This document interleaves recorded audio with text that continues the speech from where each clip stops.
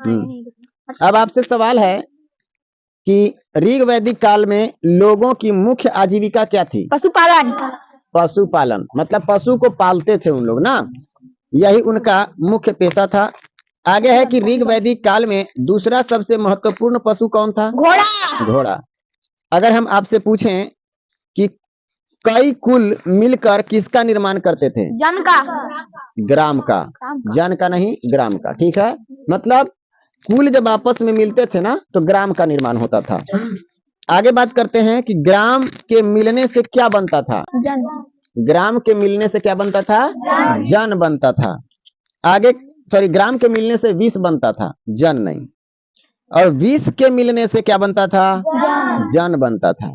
सवाल है कि ग्राम का प्रधान कौन होता था? ग्रामीणी। ग्रामीणी। अब यहाँ पे आगे बोलता है कि विष का प्रधान कौन होता था? विषपति। विषपति। जन का प्रधान कौन होता था? राजन। राजन। राजन का चुनाव कौन करती थी? सभा।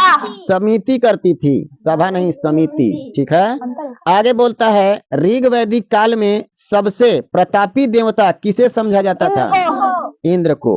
आगे है कि इनाम गांव, गांव वर्तमान में कहाँ स्थित है? महाराष्ट्र में। महाराष्ट्र में, बिल्कुल सही जवाब। ध्यान तो दे रहे हैं आप लोग। इनाम गांव किस नदी के किनारे स्थित है? घोड़ नदी के किनारे ना। अब खाली स्थान वाला एक सवाल आ गया है, बोलता है कि संस्कृत खाली स्थान भाषा परिवार का हिस्सा है? भारोपीय भाषा परिवार का ना। आगे है कि ऋग वेद में गंगा नदी का जिक्र कितनी बार किया गया है? एक बार। आगे ऋग वेद में खाली स्थान वर्ण का उल्लेख मिलता है, कितने वर्ण का उल्लेख मिला है ऋग वेद में? 4। आगे है मेगालिथ खाली स्थान के प्रमाण होते हैं, किसका प्रमाण होता है मेगालिथ? मृत्यु के प्रमाण। हाँ, मृत्यु की स्मृति का। मृत्यु अगर किसी का हो जाए तो मेगालिथ पत्थर टाइप का गाड़ दिया जाता है, जो उसकी स्मृति दिलाता है कि वो किस व्यक्ति का मृत्यु स्थल है, जहाँ पे वो दफनाए जाते हैं। आगे है कि इनाम गांव खाली स्थान राज्य में स्थित है? महाराष्ट्र में स्थित है, बिल्कुल सही। आगे अगर आपसे हम पूछें तो आगे का सवाल है, उत्तर वैदिक काल में फसलों की उपज का लगभग कितना हिस्सा कर के रूप में वसूला जाता था? मतलब 1/6 हिस्सा। हाँ, टैक्स के रूप में वसूला जाता था। पहले सवाल को ध्यान से सुन लीजिए, इसके बाद बोलना है। 1/6 भाग ना। आगे है कि भारत कितने महाजनपदों में विभाजित था? 2। कब की बात हो रहा है ये बात जानना है, ठीक है? उत्तर वैदिक काल की बात हो रही है, तो 16 महाजनपद में बटा हुआ था, ठीक है? आगे है सवाल, मगध कहाँ स्थित है? मगध कहाँ स्थित है? किसी को नहीं पता? गंगा बेसिन में स्थित है। कहाँ? गंगा बेसिन में। अगर हम पूछें कि मगध का अंतिम शासक कौन था? अशोक नहीं, गलत। बता रहे हैं।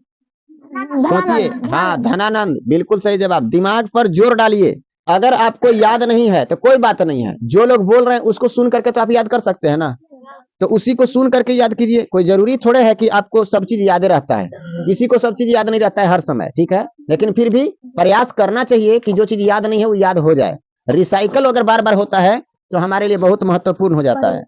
अब सवाल है कि अशोक कौन था? कोई बताएगा? एक महत्वपूर्ण शासक। हाँ, किसका, कहाँ का? तो अशोक मौर्य वंश का एक महत्वपूर्ण शासक या राजा था। तो आप खाली कह दीजिए कि महत्वपूर्ण शासक था, तो मोदी जी भी अभी महत्वपूर्ण शासक हैं कि नहीं है? तो ये सब चीज जानना है। आगे कहा कि मेगास्थनीज के द्वारा लिखी गई पुस्तक का नाम क्या था? इंडिका। इंडिका। मेगास्थनीज किसका राजदूत था? सेल्यूकस का। मेगास्थनीज किसके शासन काल में भारत रहा था या आया था? चंद्रगुप्त मौर्य के शासन काल में, ठीक है?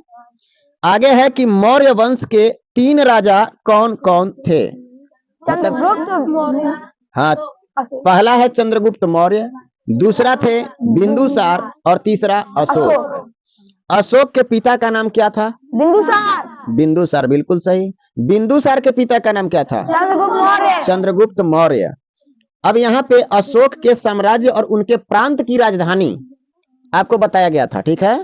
तो आप बताइएगा, उत्तरापथ जो अशोक के साम्राज्य का एक प्रांत है उसकी राजधानी कहाँ है?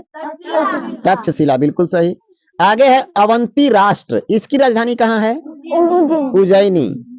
कलिंग, कलिंग जो है उसकी राजधानी कहाँ है? तोसिल तोसली।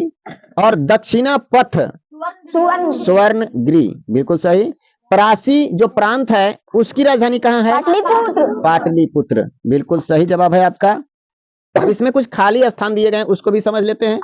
इसमें कहा अशोक के ज्यादातर अभिलेख खाली स्थान भाषा में हैं। किस भाषा में? प्राकृत भाषा में। और प्राकृत भाषा का लिपि कौन सा है? ब्राह्मणी ब्राह्मणी लिपि, ठीक है। सवाल अगला कि उत्तरापथ प्रांत की राजधानी कहाँ है? तक्षशिला तक्षशिला, अभी तुरंत हम लोग ऊपर देखे हैं। फिर कहता है कलिंग युद्ध खाली स्थान, वह खाली स्थान के बीच लड़ा गया, मतलब किसके किसके बीच लड़ा गया? कलिंग व अशोक कलिंग और अशोक के बीच लड़ा गया।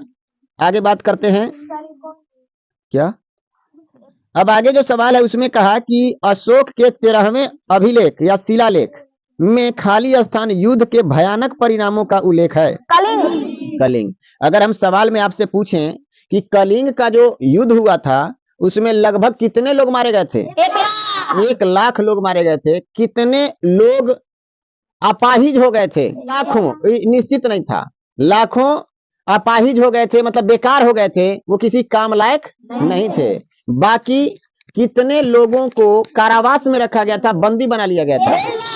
1.5 लाख लोग ऐसे थे जिनको बंदी बना करके रख लिया गया था। कोई दिक्कत है? तो आज यहीं से समाप्त हो गया।